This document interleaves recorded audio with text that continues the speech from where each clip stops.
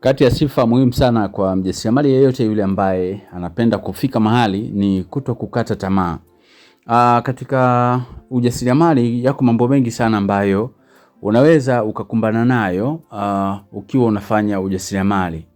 Lakini zingatia sana kwa kila magumu ambayo unapitia au magumu ambayo unakutana nayo, unakumbana nayo, ambayo yanajitokeza mbele ya ujasiriamali ambao unafanya. Hakikisha kwamba unakabiliana nayo pasipo kukata tamaa. Ni kweli na ni wazi kwamba kuna wakati utapata hasara kubwa sana. Kuna wakati utazalisha bidhaa hautapata matokeo yale ambayo unayatarajia. Kuna wakati utatapeliwa sana na wateja.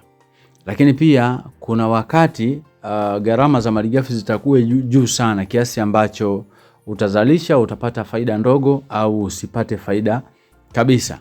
Katika mazingira yoyote yale ambayo utakutana nayo katika ujasiriamali ambao unaufanya, zingatia sana na hakikisha kwamba haukati tamaa. Lakini swala la pili pia hakikisha kwamba unakuwa mbunifu. Kati ya sifa za mjasiriamali, sifa ya ubunifu ni sifa mojawapo ya mjasiriamali.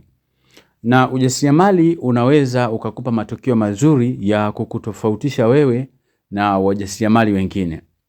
Mfano, katika swala la ubunifu, unaweza ukakuta kwamba watu wanatengeneza sabuni za miche, lakini hazina nembo au hazina muhuri.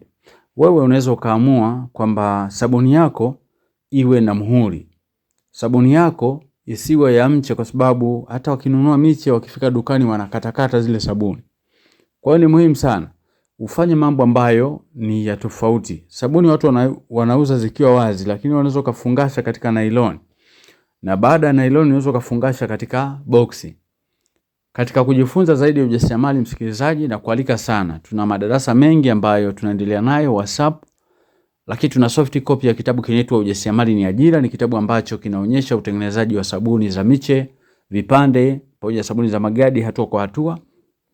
Lakini kwa wale ambao wanataka kitabu pamoja na madarasa online, unaweza ukapata huduma hii kwa kunitext kupitia 0783 500 971. Karibu sana kwenye ujasiriamali ili uweze kujifunza, uwe na maarifa ya kuweza kujiajiri. Hizi hapa ni sabuni za vipande ambazo unaweza kuzalisha popote pale ulipo. Mwanzo kabisa umeona ninakata miche. Nimetoa miche mizuri kabisa ambayo ni ya rangi ya blue. Baada ya hapo nikaingiza sabuni hizi katika kuzipiga muhuri au nembo ya mzalishaji kama ilivyoonekana. Hizi ni Almasi Smart. Nikaweka na logo pale. Ni bidhaa ambayo ninatengeneza maalum kwa ajili ya kuogea, kwa ajili ya kufulia, lakini pia watu wengine wananunua kwa ajili ya kuoshea vyombo.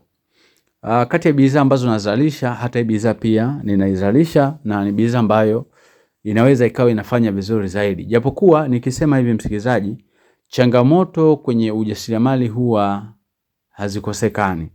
Kwa hiyo kikubwa kila unapokutana na changamoto, itafsiri kama ni fursa kwako.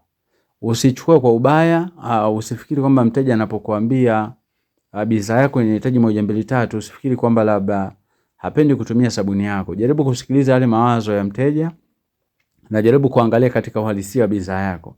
Ikiwa kile ambacho anakisema mteja wako kina uwezo wa kuifanyia kazi, basi kifanyie kazi, rudia tena, fanyia marekebisho kile ambacho kinalalamikiwa na wateja wengi sokoni, alafu kirudisha tena sokoni. Kwa sababu wateja ndio watu sahihi ambao wanaweza wakakwambia ukweli kuhusiana na bidhaa yako. Kwamba bidhaa yako ina upungufu wa 1 2 3, bidhaa yako inahitaji hiki na kile, bidhaa yako inataka uongeze perfume, bidhaa yako inatakiwa iwe ngumu, bidhaa yako inawahi kuisha. Hayo maoni yote ukiyachukua kwa wateja na ukayafanyia kazi, utapata matokeo chanya ambayo kila siku utakuwa unaamka kutoka hatua moja kwenda hatua nyingine. Kwa hiyo makosa uliyofanya jana hayatajirudia tena kwa sababu kuna watu ambao wanakueleza ukweli kuhusiana na bidhaa yako. Hivyo katika video ya siku ya leo nimekuletea hizo sifa za mjasiriamali, lakini pia nimekuambia swala zima la ubunifu ni muhimu zaidi, pamoja na kutokukata tamaa katika changamoto yoyote ile ambayo unaipitia ya ujasiriamali. Karibu sana.